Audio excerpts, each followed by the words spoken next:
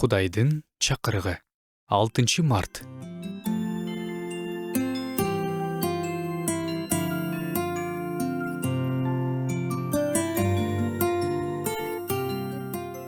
Кудай алдында өкүнүү, Кудай алдында курмандык.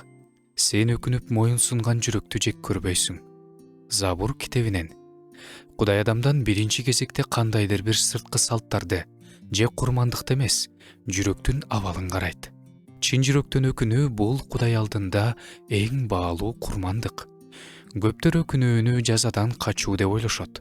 Бирок чыныгы өкүнүү өз күнөөңдү актабай, жашырбай, Кудай алдында чындыкты моюнга алуу.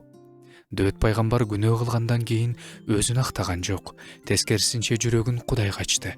Чыныгы өкүнүү бул рухтун сыноосу, бирок үмүтсүздүк эмес. Сынган жүрөк текебердиктен алыс, башкаларды айыптабайт, Кудайдын ырайымына таянат. Өкүнгөн жүрөк Кудайга жагат. Байыркы осуяттын убагында Кудайдын эли көп курмандык чалышкан, бирок жүрөктөрү Кудайдан алыс болгон. Ошондо Кудай мындай деген: бул эл мага оозу менен жакындайт, мени тили менен урматтайт, бирок жүрөгү менден алыс. Үйрөнүп алган адамдык эрежелерин алар менден коркуу деп эсептешет.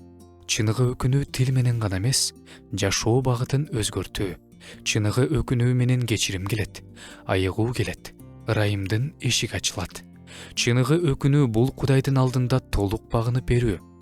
Мына мен, Кудайым, туура эмес кылдым, күнөө кылдым, өкүнөм, сенин алдыңда өкүнөм, таза жүрөк жарат, рухумду жаңыла деп Кудайдын алдына келсек, Кудай сөзсүз кабыл алат.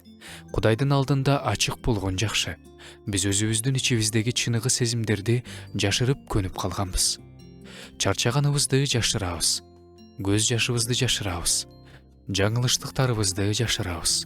Бирок Кудай баарын көрүп турат. Биздин эле ачык жүрөк менен өкүнүү менен келишибизди күтөт. Кудай эч качан сынган жүрөктү четке какпайт. Көз жашты көрбөй койбойт. Оор жүрөк менен жүрөгүңө катып жүргөнүңдүн баарын анын алдына алып кел. Андан жүрөгүңө жеңилдик ал.